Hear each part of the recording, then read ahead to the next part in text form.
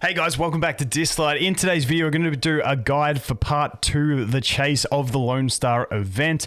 Now, this one's very similar to the last one. What I'm going to do is I'm going to go through the event itself, the team that I'm using, the team that I suggest, and then move through and look at the maths on all the different calculations for all the different stuff you can get, and what you want to buy in the shop. So first off, let's jump into it. This one's very simple. It's only 2 of these stages you've actually got to battle in, and then you will come to the boss. Now, the boss, once again, has 6 stages.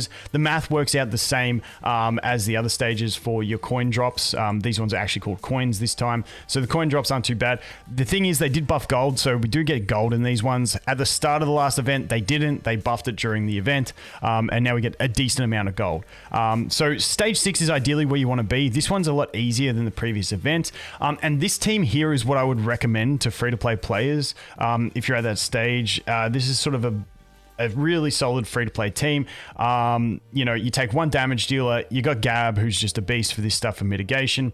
You've got your healer, can be any healer that you've got, and then you've also got Yeshua for the extra defense buff, which, you know, hopefully with the AI, you get a pretty high uptime of defense buff, but you've also got that invincibility on top of the Ollie invincibility. You got the extra heal and stuff like that with Yeshua as well. So pretty balanced team that should be pretty fine. It's not too difficult, this one that I've found.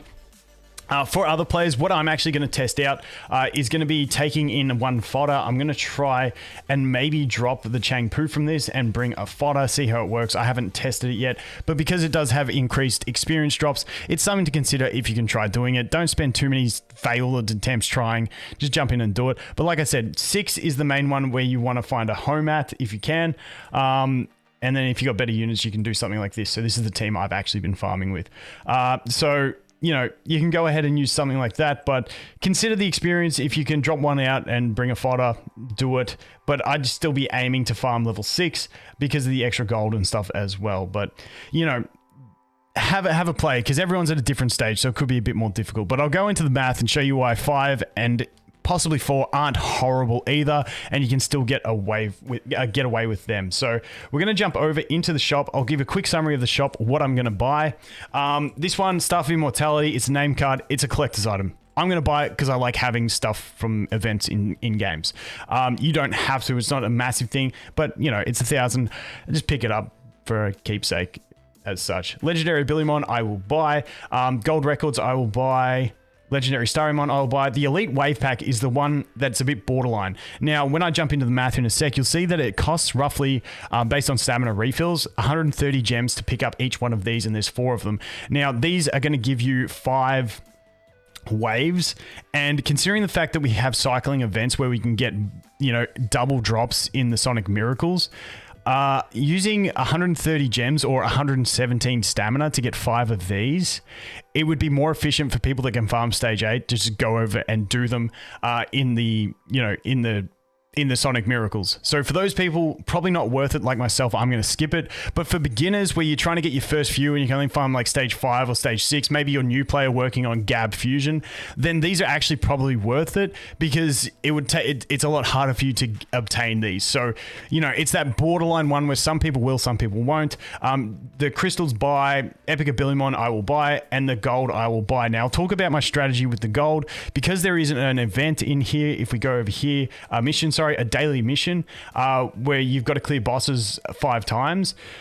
What I'm going to do is the gold will be the last thing I buy. I'm going to, in like day 1/day 2, I'll clean out the shop with all those first 7 items except for the gold, leave the gold, and then each day I'll do my daily and use what I earn from the daily to buy these golds. And that should, by the end of the event, I should have collected all the gold. And if I haven't, then I'll just, you know, farm, but it should be fine because you get 200 from the mission, 13 days left, there's 10 of these, so you should be fine. You can min-max that a bit more if you want to, and buy like the wait on some of the Abilimon or something else as well, but, you know, I'm not going to fine-tune the min-max on that too much. But like I said, top row buy all 3. Legendary Starrymon, yes. Crystals, yes. Epic Abilimon, yes. Gold, yes. But this one is a bit iffy for me. So let's go into some of the maths. So if I go over here, hopefully that stays up. Yep, okay. Sweet. So over here, it's very similar to the previous event. I've done this one a bit more organized in a spreadsheet, so hopefully you guys can understand it a little bit clearer. So this is the stage that you would be farming. This is how much stamina it costs. This is how many coins you get, and this is how much gold you get. And this is how many coins you get per stamina and how much gold per stamina. So the coins are actually, the coins per stamina line up the exact same as part 1 of the event. But the gold is the extra consideration that I didn't have when I made my video for the other event. So obviously farming further is going to get you more gold, which is nicer.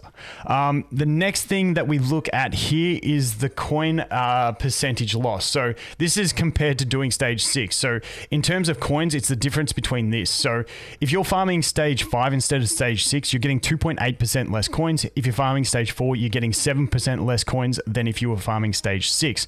So that's why I say stage 5 is not horrible. 4 is not horrible either, but you don't want to go down to 3 because then you're doubling that loss for one stage down to 14%. So if you could only farm stage 1, 2, or 3, I would consider going and working on your account, playing campaign, getting relics, whatever you have to do to progress your account, and then come back to the event and farm it at a higher level with more efficiency. That would be my suggestion. You don't have to do it. Next up, we got the shop. I've listed the shop items, the cost of them in stamina. So based on, and these calculations are based on farming stage 6. We'll talk about farming the other stages down the bottom here in a minute, but this is based on farming stage 6, and the gem calcs are based on 100 gems for 90 stamina, which is your 1.111. So when we look through the items again, the staff is going to cost you, we'll look in gems. Staff's costing you 259 gems. For some people, like I said, that might be too expensive. For a collector's item, I will get it. The legendary Abilimon, they're just too rare. Like, I'd pay a good amount of gems for them anyway. So 389 may seem steep, but you don't get many of them in the game. And, you know, with the 120 pity, you'll start having more units to skill up than you do Abilimon. So that's what I'm looking at there. Gold records normally cost 200. You're getting for 104, just about half price, worth it. 5-star Starimon at 389. I was borderline on this, but I think I'm still happy with it to pay it because, you know, I can't be able to leveling up fodder and stuff, and you're always going to have more things that you want a 6-star. So I'm just going to pick that up. The elite waves, like I said, they cost 117 stamina or 130 gems to get 5. And on a boosted day, or if you use a booster, I feel like you're getting better efficiency from farming the Sonic Miracle. So I'm going to skip that. Do with that what you will. I've added it into the calculations as one of the ones I would buy just for those players who are buying it. Next up is crystals. You're getting 300 crystals for a cost of 78 crystals. That's a no-brainer. The Abilimon, the 4-star Abilimon's costing you 104 crystals, which to me isn't too bad. Kind of like the 5-stars. At this stage of the game, you've probably got more 4-stars that you want to skill up than skill ups you've got. So go ahead and pick them up. And the 200k gold is going to cost you 52 crystals, which isn't a bad conversion rate at all. So that's what I'm buying, and then I'll leave the rest. And then I just want to have a last look at this bit down the bottom, which is the stage that you're farming and the stamina to buy out all, which is all of these ones, which does include the elite waves, which I won't personally buy. But if you buy out all of this stuff, it's going to cost you 11,000 of the coins. And in stamina, if you're farming stage 6, it's going to cost you 2567 stamina. And if you're farming stage 5, it's going to cost you 2640 stamina. So there's 2567 to 2640. What's that? That's 40, 70. What's that, like 73 difference? That's like a 73 stamina difference, which isn't too bad at all. So that's why I say it's not the end of the world if you are farming stage 5. You do lose out on a little bit of gold as well, but to save yourself the stress and the issues of spending hours, it's not the end of the world. But hopefully all that math made sense. That's what I'm buying. That's my suggestions. Take with it what you will.